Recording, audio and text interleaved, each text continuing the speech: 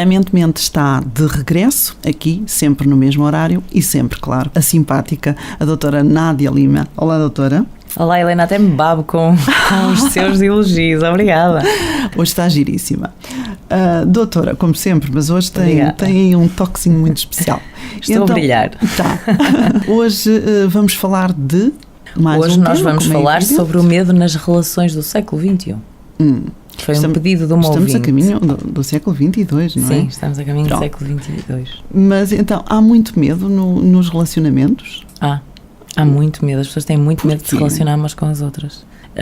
Eu acho que isto acontece porque, isto acontece porque as pessoas já se magoaram muito. E como já se magoaram muito, muitas vezes até por comportamentos próprios, que têm a ver com os padrões mentais, a tal história da mente e que nós precisamos de mudar a forma como pensamos, agimos, etc., acabaram por perder pessoas significativas na vida delas. Perder não por morte, mas por morte psíquica, ou seja, pelo abandono, pelo término da relação. E então passaram a ter muito medo de se entregar. As pessoas têm muito medo de se entregar umas às outras. Então está-me a querer dizer que cada vez há mais gente que vive sozinha por opção? Há mais gente que vive sozinha por opção. Há mais gente que vive sozinha por opção de forma não agradada, ou seja, porque de alguma forma se sentiram que tinham sido levadas a isso. E aquilo que se percebe é que quando se começam a relacionar e começam a sentir algo que as faça sair da zona de conforto, recuam. Bom, isto talvez venha a propósito. Eu conheço uma amiga minha que diz que quando pensa em começar uma relação, já pensa no término. Pois, mas não pode ser assim, porque não vivem o momento sequer.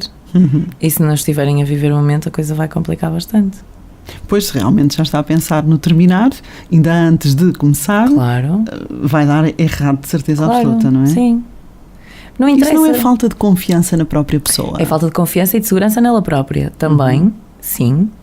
E é sinal de que ela não curou essa ferida nela, mas está a ter a oportunidade de a curar a partir do momento que se decida a voltar a viver aquilo que sente, sem medo de se magoar, porque a esta altura do campeonato já toda a gente se magoou.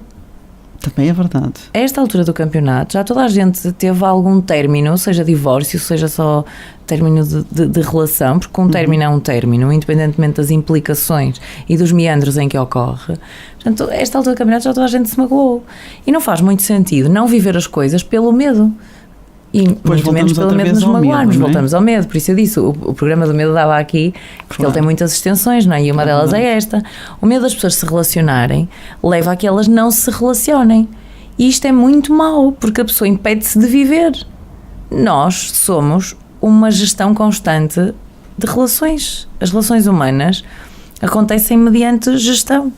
Mas há pessoas que não pensam assim, não é? Há pessoas que preferem ficar sozinhas, como costumam dizer, do que mal acompanhadas.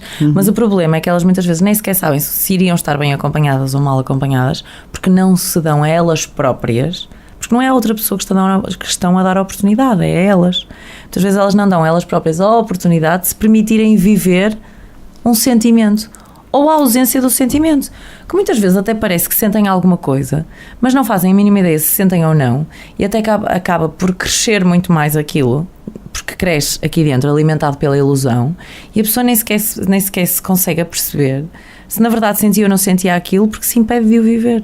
É mais normal essa situação nas mulheres ou nos homens? É mais normal nas mulheres, não? Acha?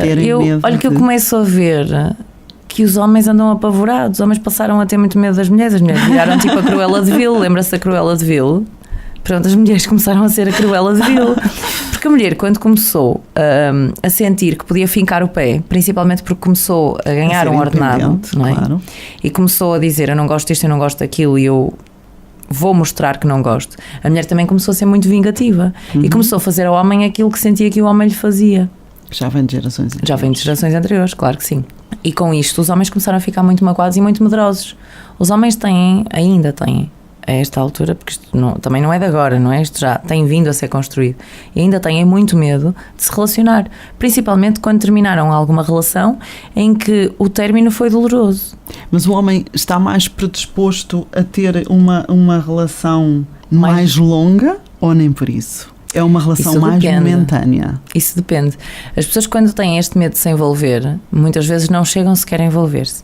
Outras vezes envolvem-se, mas preferem envolver-se apenas pela parte física do que se permitirem à troca de afetos e à construção de laços, porque acham que isso, como dizia a Margarida Rebelo Pinto, que ela falava, há um livro que ela tem, que é o Alma de Pássaro, que diz: tiveste medo, neste caso até é sem o medo, mas todo o texto, sim, o que ela quer transmitir é que as pessoas têm medo de cair na armadilha do amor para todo sempre, porque realmente isto muitas vezes, o grande problema aqui é que as pessoas percebem que em determinado momento das suas vidas anularam a sua identidade por determinada relação que tiveram.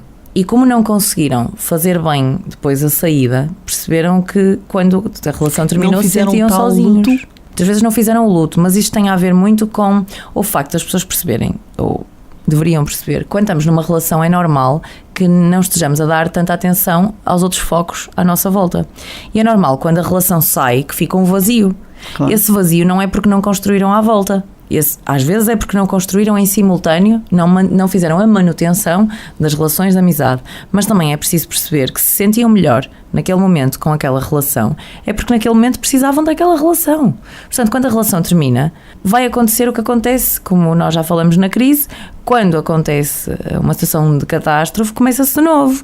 E aqui é igual, começar de novo. Claro que este começar de novo é que aborrece, porque a pessoa que estava presente na relação já não está e fica ali um vácuo, fica ali um vazio. Mas o começar de novo também vai trazer novas emoções. Claro, e vai trazer coisas boas e vai trazer pessoas novas. Agora, essas pessoas que chegam é que não têm culpa nenhuma do passado que a pessoa teve que enfrentar. Portanto, se o medo é da pessoa, a pessoa tem que enfrentar esse medo. Essas pessoas vão ser tratadas de pé atrás. Sim, às vezes sim. Não é? E às vezes isso leva a que essas pessoas, que poderiam eventualmente até ser uma surpresa muito boa, se afastem e nem sequer se chega a concretizar rigorosamente nada. E, portanto, por um ter medo de viver, não viveram dois. O ser humano nasceu para viver em comum. O ser humano nasceu para viver em comum. Nasceu para viver acompanhado daqueles que sentem isso. Quem sente uma vocação diferente, que o faça, logicamente, não é? Porque nós temos que nos sentir bem com a nossa vida.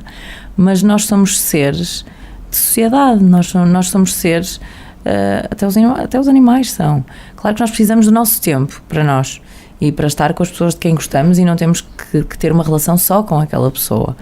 Mas precisamos nos dar às pessoas e cada vez menos nos damos, por isso é que cada vez mais estamos egoístas, estamos sozinhos e as pessoas esquecem-se de uma coisa muito importante: o tempo passa. Uma boa reflexão. Doutora, é assim que terminamos. É assim que terminamos por hoje. Até para a semana. Obrigada.